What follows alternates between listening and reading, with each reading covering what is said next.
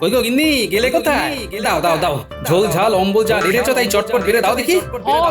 হবে না, আগে হাতের কাজ ছাড়বো, তারপরে ভাত বাড়বো। গিন্নির গলায় সেই এক গান। না না, এবার একেবারে কান ঝালা পালা করে ছাড়ো। ছাড়বো না, এবারে আর ছাড়বো না।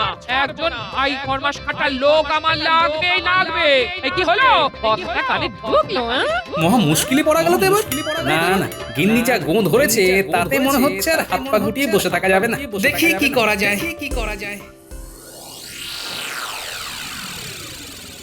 সবাই মিলে ছোঁয়াছুঁয়ি খেলি। দাদু বলেছে ছোটাছুটি করলে খিদে বাড়বে আর শরীরও চাঙ্গা থাকবে। আরে আরে, ওই দেখ গোপাল দাদু এসে গেছে। চল চল, কানামাছি খেলি, ছোটাছুটিও হবে আর মজাও হবে। সেই ভালো, এটাতেও খুব মজা হবে। ও দাদু, চলে এসো চলে এসো, আজকে তুমি আমাদের সঙ্গে খেলো। ওরে না রে না, ছাড় ছাড়, আমায় ছাড় দেখিনি। আমাকে যে 5 মাস খাটার লোক খুঁজতে হবে এখন। কানামাছি ভো ভো করতে করতে ঠিক কাজের লোক ধরে ফেলবে তুমি। তোরা তো আচ্ছা গেঁড়া কলে ফেললি আমায়। বেশ চল চল, এত করে যখন বলছিস তখন তোদের আবদার আর খেলবো না। চল চল। নে নে, গামছা দিয়ে দাদুর চোখ দুটো আচ্ছা করে বেঁধে দে, যেন কোনো ফাঁক ফোকর দিয়েও কিচ্ছুটি দেখতে না পায়।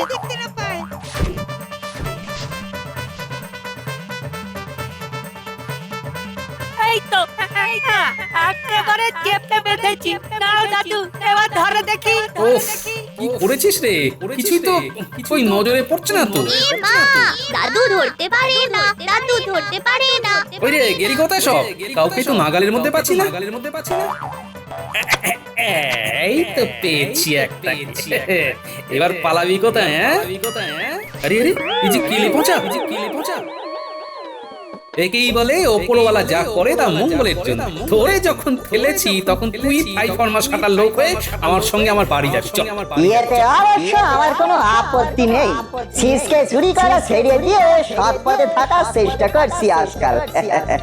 এবার না হয় 5 মাস খেটেই খাবো। দেখো গোপাল দাদু, আমাদের কথাই ঠিক হলো তো। খেলতে খেলতে তুমি কেমন কাজের লোক পেয়ে গেলে।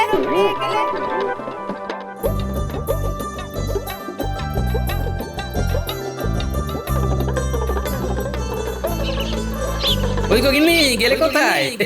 খালি হাতে নয়, দেখো দেখো, এবারে একেবারে তোমার মুশকিল আসানকে সঙ্গে নিয়ে তবে বাড়িতে ফিরেছি। ওই দেখি দেখি কি করেছো, কাজের কাজ আদৌ কিছু করলে কিনা দেখি। কি হলো গিন্নি, তোমার মুখটা হঠাৎ বাংলার 5-এর মতো হয়ে গেল কেন? এ তুমি কাকে ধরে এনেছো? এই যে কেলে পচা, এ কিনা খাটবে আমার ভাই ফরমাস। হ্যাঁ, না খাটার কি আছে? পচা আমাদের খুব ভালো ছেলে, বুঝলে? বিশ্বাস না হয় তো পরে দেখো না গিন্নি। এ কি আর আমি দেখবো না ভেবেছো?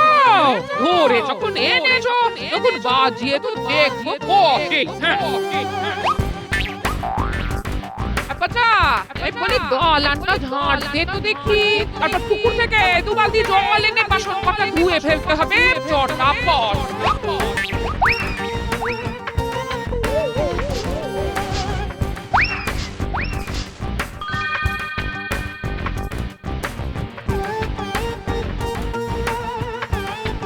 দেখো গিন্নি, দেখো রত্ন চিনতে আমার কোনো ভুল হয়নি।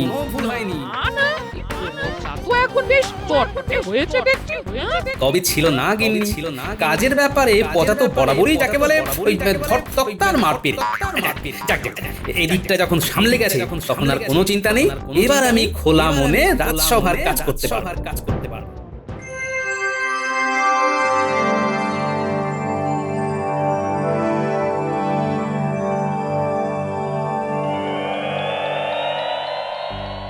গোপাল, তোমাকে যেন আজ বেশ খুশি খুশি দেখাচ্ছে, তার কারণটা কি আগে বলো দেখি। না না মহারাজ, তেমন কিছু নয়। আসলে মাথা থেকে একটা ভার নেমেছে। কয়েকদিন ধরে একজন 5 মাস খাটার লোক খুঁজতে বলেছিল গিন্নি। সে যাই হোক, ওই কেলে পচাকে কবজা করে যা হোক একটা ব্যবস্থা করা গেছে, আর গিন্নিকেও ঠান্ডা করা গেছে। বুঝলাম, এই বলে ভাগ্যের পরিহাস। ওদিকে আমার রানী গরম হয়ে গেছে বলে আমার মাথা ভার, আর এদিকে গোপাল কেমন হালকা হয়ে ঘুরছে। আমি থাকতে তাই আবার হয় নাকি? গোপালের ফুরফুরে থাকা আমি পীর করছি, তককে তককে থেকে এমন কলকাঠি নাড়বো যাতে কেলে পচা হয় গোপালের বাড়ি ছেড়ে পালাবে, তাহলে আমার ফাঁদে পড়ে মাথা চাপড়াবে।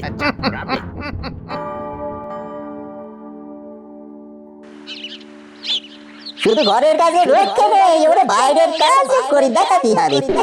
আর মাথার ঘাম পায়ে ফেলে ঠাকুরও নিশ্চয় মুখ তুলে চাইবেন। আরে আরে এটা কি? এটা তো একটা কঙ্কন। বাবা, কাঠ কুড়াতে এসে কি পেলাম আমি? এই তো সৎ পথে চলেছি বলে বন্ধেরই নির্ঘাত খুশি হয়ে এই কঙ্কন আমার উপহার দিয়েছেন। যাক, দিয়েছেন যখন এই কঙ্কন বিক্রি করে যে অর্থ পাবো তাই দিয়ে না হয় কোনো কাজ কাম শুরু করবো। খুব ভালো হয়েছে।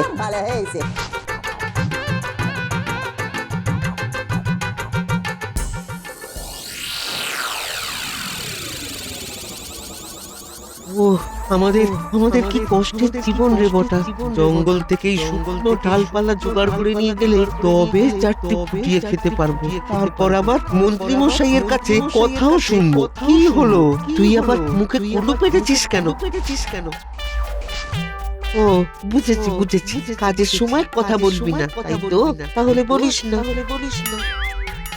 তবে মন্ত্রী মশাই যে দায়িত্বটা দিয়েছেন সেটা ভুলিস না যেন। আমাদেরকে কে দেখে তার ঠিক নেই, আবার ওই কেলে পচাকে দেখতে হবে, ওর ওপর আবার নজরদারিও করতে হবে। কি বলছিস? হ্যাঁ, পারবি না? তাহলে জেনে রাখ, মন্ত্রী মশাইও ছাড়বে না। এখন কোথায় যে যাই, কোথায় গেলে কেলে পচার দেখা পাই?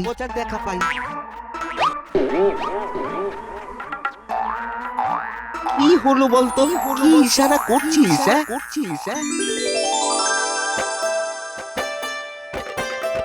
আরে কি যাকে আমরা এদিক ওদিক খুঁজি সে যে দেখি আসছে হাঁটি। আরে বটা দে, ঘটা দে। আর তোমরাও আমার মতো কাঠকুটো জোগাড় করতে মাথার দাম পায়ে ফেলেছো বুঝি? না ফেলে উপায় কি বল? আমাদের কি তোর মতো ওই শীত কাটার অভ্যেস আছে না সুযোগ আছে বল? সোজা পথে আয় করে খাই, তাই খাম ফেলা ছাড়া উপায় নেই। আমি আর বাঁকা পথে নাই গো দাদা, সৎ পথে আসি বলে দেখো না কেন, দেখো না বন্ধে দিয়ে আমার এই সোনার কঙ্কন দিয়েছেন। এবারে কঙ্কন নিয়ে আমি শ্যাগলার কাছে যাচ্ছি, ওর কাছে এটা বিক্রি করে যে টাকা পাবো তাই দিয়ে পাকা ব্যবসা করবো। হ্যাঁ, বনদেবী সোনার কাঁকন দিল। তোমরা এরকম ফিস করে কি বলা করতেছো গো? আমি কি ভুল কিছু করেছি নাকি? ভুল বলে মন্ত্রী মশাই থাকতে এটা বিক্রি করার জন্য ওই শ্যাকরার কাছে যাওয়ার কি দরকার বল? তুই বরং আমাদের সঙ্গে মন্ত্রী মশাইয়ের কাছে চল, আমরা ওকে ওই গুছিয়ে সুজিয়ে ভালো দামে বিক্রি করার ব্যবস্থা করে দেব। বেশ, তাই চলো তবে।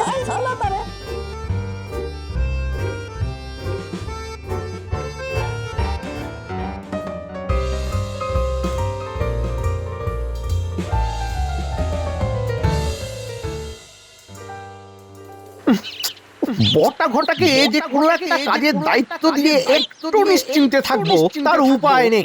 সেই তখন থেকে হন্টন করতে আমার পা দুটো টনটন করছে, তবু ওরা এসে একটা কোনো ভালো খবরও দিতে পারলো না। এই তো আমরা এসে গেছি মন্ত্রী মশাই। আর সঙ্গে ওই পচাকেও নিয়ে এসেছি। কি নাকি ওই বনদেবী একটা সোনার কাঁকন দিয়েছে। আর ঘটা দাদা বললো যে আসল মূল্য নাকি আপনি দিতে পারবেন, তাই তো সে আপনার কাছে এলাম গুটি পায়। ঠিকই তো বলেছি। অন্য কারুর কাছে গেলে ঠকিয়ে দিতে পারে, কিন্তু আমি এর যা দাম সেটাই দেব। তবে তবে আবার কি মন্ত্রী মশাই? তবে এই কাঁকনের যা দাম, সেই অর্থ এখনই তো আর আমার কাছে নেই। এই মরিসে, তাহলে কি হবে? কি আবার হবে? তুই বরং পরের দিন এই কাঁকন নিয়ে আবার আমার কাছে আয়। ভয় নেই, আমি ভালো দাম দেব। তবে তার আগে চুপি চুপি একটা কথা বলি শোন। এই কাঁকন পাওয়ার আনন্দে আজ আর গোপালকে রাজসভায় আসতে দিস না। যা গিয়ে তোর মনিবকে ভালো মন্দ কিছু রেঁধে খাওয়া দেখি। বেশ, আপনি যেমন বলছেন তবে তেমনই করবো।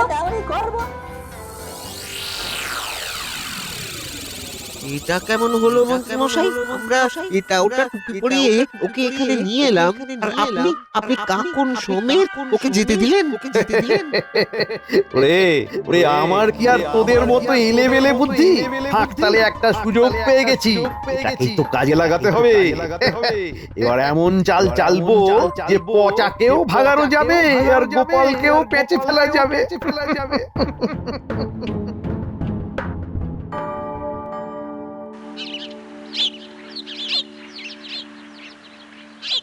কি হলো কি গিন্নি? তুমি এমন আনটান করছো কেন? বলি মাথাটা ঠান্ডা করে একটু বসো দেখি। একটু যে শান্ত হয়ে বসবো তার উপায় আছে? এই পচাটাকে সেই কখন কাঠ কুটো আনতে বলেছি, এখনো কোনো পাত্তা নেই। আরে সে কি আর কোলের ছেলে যে হারিয়ে যাবে? ঠিক চলে আসবে, ওকে নিয়ে অত ভেবো না তো। না না, ভাবার আর কি আছে? এই তো আমি চলে এসেছি। এসে একেবারে আমাকে উদ্ধার করে দিয়েছ।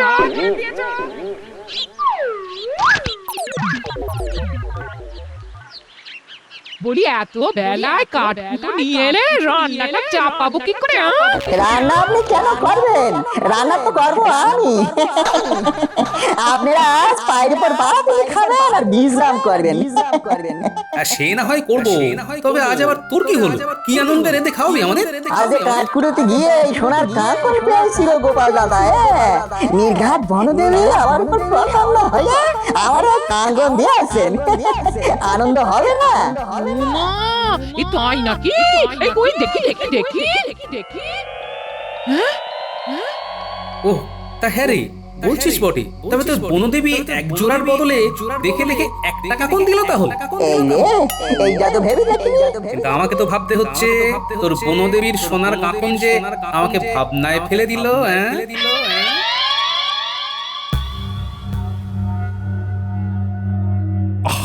ব্যাপারটা কেমন হলো? এত বেলা হয়ে গেল অথচ না মন্ত্রী না গোপাল, কারোরই কোনো পাত্তা নেই। মন্ত্রী মশাই কি আর এক কাজের মানুষ? তার তো কত কাজ, কোনো না কোনো কাজে নিশ্চয়ই আটকে গেছে। গোপাল তো শুধু শুধু কাজ কামাই করার লোক নয়, তবে কি কোনো বিপদ আপদ হলো না? আরে বিপদ গোপালের কেন হবে? বিপদ তো হয়েছে আমার। কেন কেন কেন? তোমার আবার কি হলো? কি আর বলবো মহারাজ, আমার অত সাধের কাঁকন সেটা চুরি গেছে। চুরি গেছে মহারাজ। চুরি গেছে? তবে আর বলছি কি মহারাজ। চুরিটা করলো কে? কাউকে সন্দেহ হয় তোমার? আগে মহারাজ সে কথা বললে যে ঝোলা থেকে বিড়াল বেরিয়ে যাবে। কদিন ধরেই কেলে পচা বাড়ির আশেপাশে ঘুরঘুর করছিল। আমার স্থির বিশ্বাস ওই চুরি করেছে, আর সেটা করেছে গোপালেরই নির্দেশে। কারণ এখন তো গোপালই ওর মনিব মহারাজ। বলো কি শেষে গোপালেরই অধঃপতন? না না না, এটা তো আমি কিছুতেই মানতে পারছি না। আগে আমারও এটাই বিশ্বাস যে পচা যেটা এখন গোপালের বাড়িতেই লুকিয়ে রেখেছে। তল্লাশি করলে হাতে নাতে ধরা যাবে। তুমি কি নিশ্চিত মন্ত্রী? আগে 100-110 ভাগ নিশ্চিত মহারাজ। ওই কাঁকন চুরির আনন্দেই তো গোপাল এখন বাড়িতে বসে খ্যাটন করছে মহারাজ। বিশ্বাস না হয় ওর বাড়িতে প্রহরী পাঠিয়ে খোঁজ তল্লাশ করি দেখুন না একবার। বেশ, তুমি যখন এত জোর দিয়ে বলছো তবে প্রহরী প্রহরী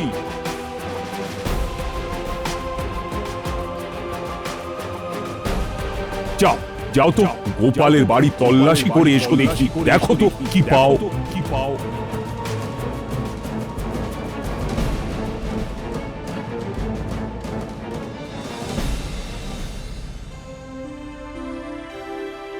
রান্নার হাত আছে বলতে হবে। আমার কাছে থেকে থেকে এই এই কেমন শিখে গেছে। সেটা বলো বলো বলো। সে তো বটেই, তোমার খপ্পরে যখন একবার পড়েছে তখন কি আর রেহাই আছে? আমি নিজের হাতে গড়ে পিঠে নিচ্ছি। টেকরবাই করার কোনো সুযোগই দেব না ওকে। যতই কাঁকুনি পাক আর অন্য কিছুই পাক। হ্যাঁ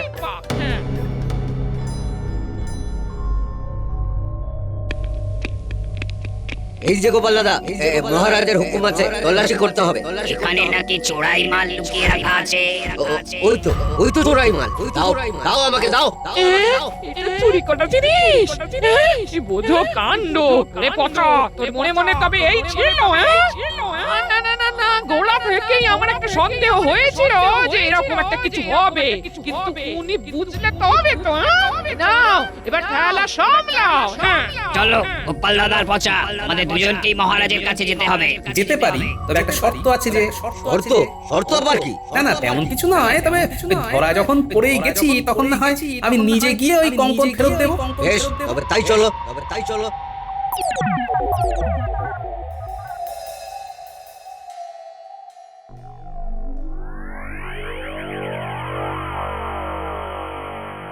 কই গোপালের তো এখনো কোনো পাত্তা নেই। বামাল ধরা পড়েছে, এখন আর কোন মুখে আসবে মহারাজ?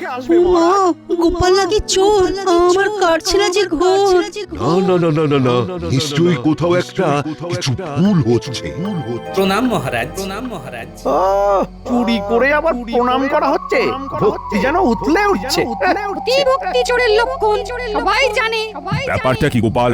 যা শুনছি সব সত্যি? মহারাজ, গোপাল দাদার বাড়িতে কেলে পচা সত্যি সত্যি একটা সোনার কাকন নিয়ে দাঁড়িয়েছিল। গোপাল দাদা সব জানে। ছি গোপাল, পচা না হয় চোর, কিন্তু তুমি কটা মোহরের জন্য তুমি এমন কাজ করাতে পারলে? মহারাজ, সত্যিটা হলো আমাদের ষড়যন্ত্র করে ফাঁসানো হচ্ছে। ধরা পড়ে গেলে সবাই এই কথাই বলে মহারাজ। দাও গোপাল দাও, এক্ষুনি মন্ত্রীকে তার কঙ্কন ফেরত দিয়ে দাও। আমি তোমার আর কোনো কথা শুনবো না। বাকি তোমার শাস্তির ব্যাপারটা আমি ভেবে দেখছি। আপনি বলছেন যখন, তখন নিশ্চয়ই ফেরত দেব, তবে তার আগে আমার একটা কথা যে আপনাকে শুনতেই হবে। বেশ, কি বলার আছে বলো। মন্ত্রী মশাইয়ের নিশ্চয়ই এক জোড়া কঙ্কন ছিল, তাই জোড়ার অন্যটা রাজসভায় এনে হাজির করলে তবেই আমি এই কঙ্কন দেব। এটা আবার কেমন বায়না মহারাজ? না, গোপালের সব কথা এভাবে মেনে নেওয়া যাবে না। তাহলে কঙ্কনও পাবেন না। আরে পাবো না মানে? এটা কি ফাজলামো পেয়েছো নাকি? মন্ত্রী, সবার মাঝে চেঁচামেচি না করে নিজের থেকে প্রমাণ দিয়ে দিলেই তো সব লেঠা চুকে যায়। তুমি কালই অন্য কাকুনটা এনে দেখাও, এতে সবার সন্দেহ দূর হয়ে যাবে। বেশ, তাই হবে মহারাজ, তাই হবে।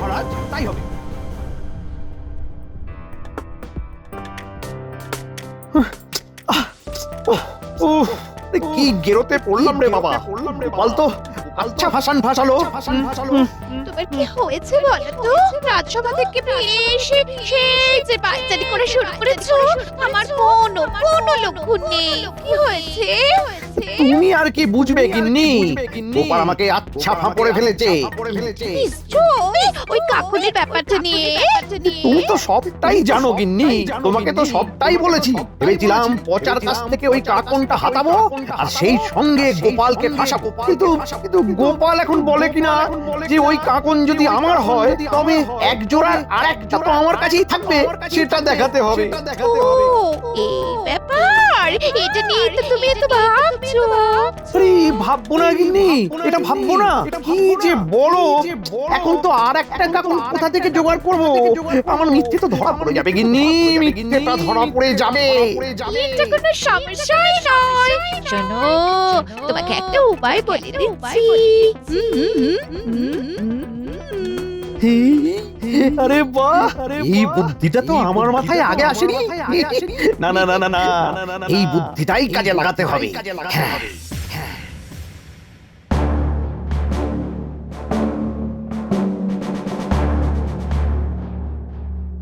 আজ মন্ত্রী রাজসভায় এলে সব একেবারে জলের মতো পরিষ্কার হয়ে যাবে।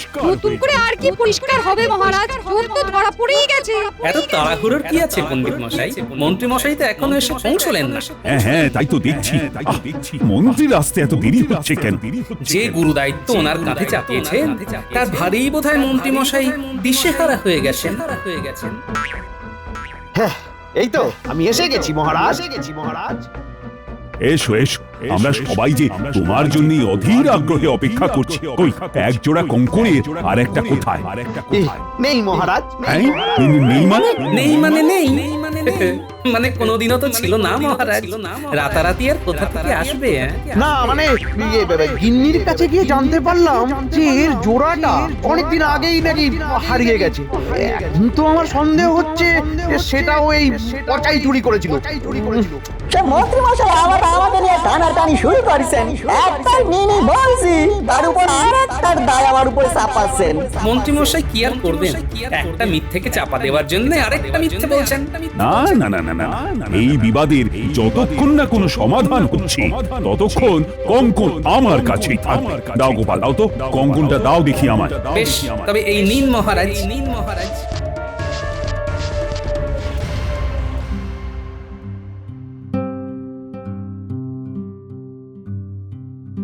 আরে কি, এটাই তো আমার সেই হারিয়ে যাওয়া কঙ্কন।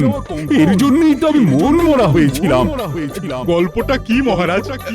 না মানে ঘটনাটা খুব জানতে ইচ্ছে করছে যে। আমার শ্বশুর মশাই আমাকে এক জোড়া কঙ্কন দিয়েছিলেন। সেই কঙ্কন জোড়া পরেই আমি মৃগয়ায় গিয়ে সেদিন একখানা বনের মধ্যে হারিয়ে ফেলেছিলাম। আর তাই মহারানীর মুখ ভার, আর তাই দেখে আমার মাথা ভার। কিন্তু সেই কঙ্কন যে এই কঙ্কন, সেটা তো ঘুণাক্ষরেও টের পাইনি। আরে আরে আরে, করছেন কি মহারাজ? এইভাবে আরেকটা কঙ্কন বের করে রাখালে মন্ত্রী মশাইয়ের দাবি অনুসারে যে এবার আমি বা পচা নয়, চোর হলেন স্বয়ং আপনি মহারাজ। আরে কি বাজে কথা বলছো গোপাল? আরে আমি কি কাউকে চোর বলেছি? বিশেষ করে মহারাজকে কি আমি চোর বলতে পারি? তুমি কি পারো আর কি পারো না সেটা আর আমার বুঝতে বাকি নেই। মিথ্যে কথা বলারও একটা সীমা থাকে, তুমি সেটাও পেরিয়ে গেছো। এখন আবার ধরা পড়ে গিয়ে দিগবাজি খাওয়া হচ্ছে। দিগবাজি? সেটা আবার কি মহারাজ? দিগবাজি সেটা আবার কি? ফাজলামো হচ্ছে। শোনো, তোমার মিথ্যে অপবাদ দিয়ে ফাঁসানোর শয়তানি আমি ধরে ফেলেছি, আর তাই তোমায় সবার জন্য এক জোড়া করে কঙ্কন গড়িয়ে দিতে হবে, সঙ্গে পচার জন্যও। এটাই তোমার শাস্তি। না না না, আমাকে ছেড়ে দিন মহারাজ, আমাকে ছেড়ে দিন। আমি তো মারা পড়ে যাবো মহারাজ, এমনটা আর কখনো করবো না মহারাজ, ছেড়ে দিন। ছেড়ে আর দেবেন কি করে মহারাজ? ছেড়ে দিলেই যদি আপনি বলে বেড়ান মহারাজই চোর, তখন কে হ্যাপা সামলাবে মন্ত্রী মশাই? তার থেকে এই ভালো, মহারাজও কঙ্কন ফিরে পেলেন আর আমাদেরও এক জোড়া করে হলো।